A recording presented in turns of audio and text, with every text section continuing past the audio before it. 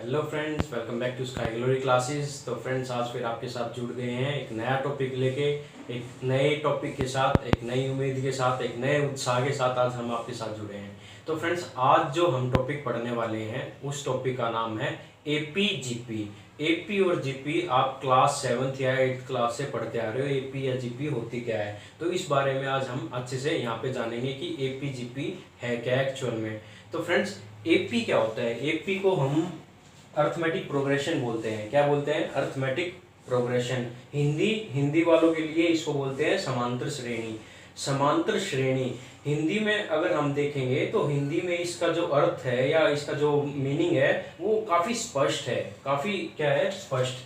तो बेसिकली जो arithmetic progression होता है वो किस टाइप की सीरीज होती है? जैसे मैंने लिख दिया 3, 6, 9, 12 इंफिनिटी तक। ऐसी कोई सीरीज जो इस फॉर्म में होगी वो क्या होगी? एपी होगी। अब कहोगे एपी का जो एपी पहचानते कैसे हैं, वो क्या होता है? एपी को पहचानने का सबसे आसान तरीका क्या है? जो दो कंजिक्यूटिव टर्म्स के बीच का डिफरेंस होता है, जो दो कंजिक्यूटिव टर्म्स के बीच का डिफरेंस है, ये सब कंजिक्यूटिव टर्म्स है, इनके बीच का डिफरेंस कितना है? 3 3 3। तो जो ये 3 3 3 है ना, यही कॉमन डिफरेंस है और यही एपी को पहचानने का सबसे आसान तरीका है। तो इसको क्या कहते हैं हम? Difference between two common terms. ये difference between two common terms ही एपी को डिफाइन करता है। तो इसको हम लिखते कैसे हैं? जो इसकी बेसिक जर्नल सीरीज होती है एपी की, उसको लिखा जाता है a plus d, a plus 2d, a plus 3d up to so. तो जो जर्नलाइज टर्म होती है एपी की वो ये फॉर्म होती है। तो बच्चे, सबसे जो जरूरी चीज है आपको देखना है, किसी भी टर्म में दो कंजिक्यूटिव टर्म्स के बीच का जो कॉमन डिफरेंस है, अगर वो सेम आता जा रहा है ना, तो वो सीरीज हमेशा क्या होगी? एपी होगी। क्या होगी? एपी। और जानने, अब ये जो जर्नलाइज टर्म है, जो यहाँ पे मैंने ये जर्नलाइज टर्म लिख रखी है, अगर यहाँ पे आप देखोगे ये डिफरेंस है, एक डिफरेंस को कैसे डोनेट करते हैं? A2 माइनस A1, इस वाली फॉर्म में डिनोट करते हैं। जो A2 है ये है सेकंड टर्म। क्या? ये सेकंड टर्म। और A1 है, ये है फर्स्ट टर्म। तो जो डिफरेंस होता है वो second term minus first term, या इसको हम ऐसे भी लिख सकते हैं A3 माइनस A2। तो ये ऐसे चलता जाता है, दो कंजिक्यूटिव टर्म्स के बीच में डिफरेंस ये ऐसे चलता जाता है, A3 से थर्ड टर्म, A2 से सेकेंड टर्म। तो जो मैं एंड में लिखूंगा, जो TN लिखूंगा, TN मतलब एंड टर्म, TN मतलब एंड टर्म। तो किसी भी एपी की एंड टर्म को कैसे लिखा जाता है? A plus n-1d। ये एन टर्म का फॉर्मूला होता है, इसको नोट कर लेना आप। एन टर्म का, किसी भी एपी की एन टर्म का फॉर्मूला निकालने के लिए हम कैसे लिखते हैं? a plus n-1d। आगे देखते हैं, आगे जानते हैं अब। tn हमने लिख लिया, tn को कैसे डिनोट करते हैं? a plus n-1d। ये हमारा जनरल फॉर्मूला है, किसी भी एपी का एन टर्म निकालने का जनरल फॉर्मूला है। अब मैं आपको बोल दूं, जैसे मैं कुछ भी एक एग्जांपल लेके आपको बताता हूं, एन टर्म निकालने हैं। कोई सीरीज है आपके पास 7, 14, 21 ऐसे, तो आपको ये बोल दिया जाए कि इसकी 14th टर्म निकालो। तो इस 14 टर्म को निकालने के लिए हम क्या करेंगे? सबसे पहले हमें क्या पता होना चाहिए? यहाँ पे ये तो क्या है? फर्स्ट टर्म है, मतलब A1 है, और इन के बीच का डिफरेंस कितना है? दो कंजिक्यूटिव टर्म्स के बीच का डिफरेंस कितना है? वो है 7। ठीक है, तो हमें पता चल गया A7 है, डिफरेंस A7 है और डिफरेंस भी 7 है। तो हमें क्या लिखना है? A14 को हम कैसे लिखेंगे? A plus n-1d। ठीक है, अब हमें पता है कि 14th टर्म निकालना है और n-1 n कितना अपना? n term 14। तो इसको हम ऐसे लिख लेते हैं 14 माइनस 1 a प्लस 13d। ये आ जाएगा, ऐसे लिखेंगे ना। a plus 13d। तो a कितना अपना 7, 13 इंटू 7, 13 7 जा कितना होता है 7 प्लस 91। तो जो अपनी a 14 टर्म आएगी वो कितनी आएगी 98। कितनी आ जाएगी 98।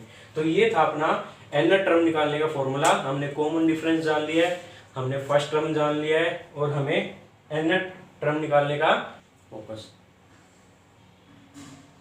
तो हमने nth टर्म निकालने का हमने फॉर्मूला जान लिया, हमने a जान लिया, हमने d जान लिया और nth जान लिया है, nth टर्म कैसे निकलती है। अब हम बात करेंगे sum of n terms of AP। कोई भी n टर्म्स गिवन है उसका सम कैसे निकालते हैं, n/2 2a प्लस n-1d। ये आपने कभी पढ़ा होगा, अपनी 6th या 8th क्लास में पढ़ा होगा। ये क्या होता है, n होता है जितनी एक सीरीज में नंबर ऑफ टर्म्स हैं। n क्या होता है, जितनी सीरीज में नंबर ऑफ टर्म्स हैं।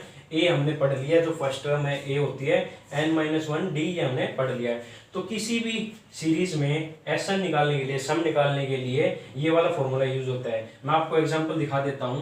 अगर आपको दिया जाए 8, 16, 24, 32 और यहाँ पे आपको दे दिया जाए 88, ठीक है। ये कोई सीरीज है, AP सीरीज है, क्योंकि common difference a2 minus a1 करोगे यहाँ पे कितना है 8। इसके बाद फर्स्ट टर्म कितनी है 8, ठीक है। फर्स्ट टर्म कितनी है 8, कॉमन डिफरेंस कितना है 8। तो ये AP सीरीज है, आपको इसका सम निकालना है। तो हमें पहले क्या पता होना चाहिए, पहले हमें पता होना चाहिए नंबर ऑफ टर्म्स कितनी है, नंबर ऑफ टर्म्स कितनी है। नंबर ऑफ टर्म्स निकालने के लिए जो फॉर्मूला जो यहाँ पे पढ़ा है, इसका और लगा के आप यहाँ पे ये भी लिख सकते हो, last term minus first term, last term minus first term upon difference plus 1। ये बहुत काम की चीज है आपके लिए, ये बहुत इंपॉर्टेंट चीज है। इससे हम डायरेक्ट यूज करके निकाल लेंगे। है तो यही, इसको ओपन करके ऐसे लिख दिया, last term minus first term upon common difference plus में 1। तो यहाँ पे आप ये सीरीज जो आपको दिखाई दे रही है, यहाँ से नंबर ऑफ टर्म्स निकाल सकते हो। आप कैसे निकालोगे, 88 अपनी लास्ट टर्म है, फर्स्ट टर्म कितनी है 8, कॉमन डिफरेंस कितना है 8 प्लस में 1। तो ये कितना आ जाएगा 80/8 प्लस में 1। तो अपनी नंबर ऑफ टर्म्स कितनी आएगी 10 + 1, टोटल टर्म्स 11 आ गई। अपनी टोटल टर्म्स कितनी आएगी 11। तो अब हमें पता चल गया कि टोटल अपनी 11 टर्म्स है। ये यहाँ पे हम पुट कर देंगे, 11 टर्म्स को इस वाले फॉर्मूले में पुट कर देंगे। n कितनी है 11/2, इसी को 2a कितना है अपना a 8 है, ठीक है। इस फॉर्मूले में पुट कर रहे हैं, यहाँ पे n 11 है, 11 - 1 10 इंटू d 8, ठीक है। तो ये अपना जो निकल के आ जाएगा 11/2, 8 × 16 प्लस 80, 16 और 80 96, 48।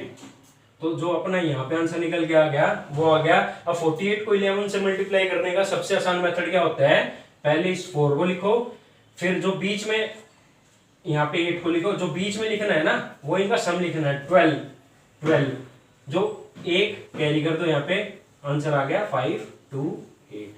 मैं आपको यहाँ पे बताऊंगा 11 से मल्टीप्लाई करने के सबसे बढ़िया तरीके बताऊंगा। ये अपना आंसर आ गया 528। अब इसी क्वेश्चन को मैं आपको और अच्छे से बताता हूँ। ये तो हमने देख लिया 2a + n-1। अब इसी टर्म को और कैसे लिख सकते हैं हम, वो भी देखो। एक तो सम का ये फॉर्मूला हो गया, एक सम का ये भी फॉर्मूला होता है। n/2 एज इट इज लिख लिया। अब 2a को ब्रेक कर देते हैं हम, 2a को ऐसे लिख लेते हैं। कोई प्रॉब्लम, कोई दिक्कत, कोई तकलीफ नहीं है। तो a + a n-1 into d। तो आप यहाँ पे नोट करोगे कि ये तो आपने जी tn का फॉर्मूला लिखवा है। सर आपने ये तो tn का फॉर्मूला लिखवा है। tn को हम क्या लिखते हैं, an मतलब nth टर्म भी लिख सकते हैं, nth टर्म या लास्ट टर्म। तो इसका फॉर्मूला यहां से डेराइव होके ये भी आ गया a प्लस एल। जिस भी एपी में फर्स्ट टर्म और लास्ट टर्म पूछी है और अपने को सब निकालने को दे दिया जाए, तो वहां पे हमें सिर्फ क्या जानना है, नंबर ऑफ टर्म्स कैसे निकलेंगी, इसके बाद फर्स्ट टर्म और लास्ट टर्म का यूज करके हम सम निकाल सकते हैं। ये था एसएन निकालने का, सम निकालने का फॉर्मूला।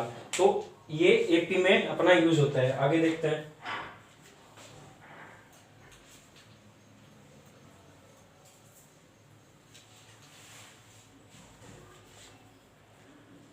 फ्रेंड्स, एपी में हमने ये 4 फॉर्मूले जान लिए हैं, इनके ऊपर हमने छोटे छोटे क्वेश्चन लेके हमने आपको बता दिया है। मैंने अच्छे से बताया होगा, होप आपको समझ में आया होगा। तो एपी के बारे में हमने एन टर्म निकालने का, सम ऑफ एन टर्म्स निकालने का ये 2 फॉर्मूले बताए। और यहाँ पे जब कोई फर्स्ट और लास्ट टर्म की मैंने, तो हम यहाँ से सीधा ये बता सकते हैं कि ये दोनों सेम ही है, ठीक है, पर ये फॉर्मूला हम ज़्यादा यूज करते हैं, इससे बहुत जल्दी निकल जाता है। तो अब जो लास्ट में बताने जा रहा हूँ आपको एपी में, वो है अर्थमेटिक मीन। अर्थमेटिक मीन बहुत यूज होता है, बहुत जगह यूज होता है। अर्थमेटिक बेसिकली क्या होता है, अगर 3 टर्म्स एपी में, ए बी सी एपी में है, ठीक है, ये 3 टर्म्स एपी में है, तो हमें जो एपी का बेसिक कंसेप्ट पता है, एपी में क्या लिखते हैं हम, इन दोनों के बीच का डिफरेंस हमेशा सेम होना चाहिए। तो बेसिकली एपी में क्या लिखा जाता है, b minus A is equal to, या b minus A should be equal to c minus B, यही होता है। तो यहां से हम इस b को यहां ले आते हैं, b प्लस बी, और c को यहां ले आते हैं। तो ये क्या निकल के आ गया, 2b is equal to c plus a, या b is equal to c plus a by 2। ये हमने यहां से सीख लिया कि b is equal to c plus a by 2। अब कहोगे सर ये क्या लिख दिया आपने, मैं बताता हूँ अब इसका क्या यूज है यहाँ पे। अगर तो फ्रेंड्स हमने यहाँ पे जान लिया है कि b क्या होता है, c प्लस ए बाई 2। तो यहाँ पे मैं एक क्वेश्चन के साथ आपको बता देता हूँ, जैसे 6 8 10 है, यहाँ पे ये अपना b है, ये a है और ये c है। तो बेसिकली b क्या है 8, और b होता क्या है c प्लस ए, 6 प्लस 8 अपॉन 2, ठीक है। यहाँ पे 10 आएगा, 6 प्लस 10 अपॉन 2, तो ये कितना आ गया 16 अपॉन 2 8। तो आप यहाँ पे देखोगे कि b की वैल्यू दोनों जगह सेम आ गई। तो ये था अपना अर्थमेटिक मीन निकालने का फॉर्मूला। तो एपी के अंदर सिर्फ इतना ही था। अपने नेक्स्ट लेक्चर में हम जीपी पढ़ेंगे, और नेक्स्ट लेक्चर में जीपी को कंप्लीट करके हम 2-4 सीरीज के क्वेश्चन करेंगे इसके ऊपर, ठीक है, जो आज तक के कंपटीशन एग्जाम्स में आए हैं। तो आज के लिए बस इतना ही। जय हिंद दोस्तों।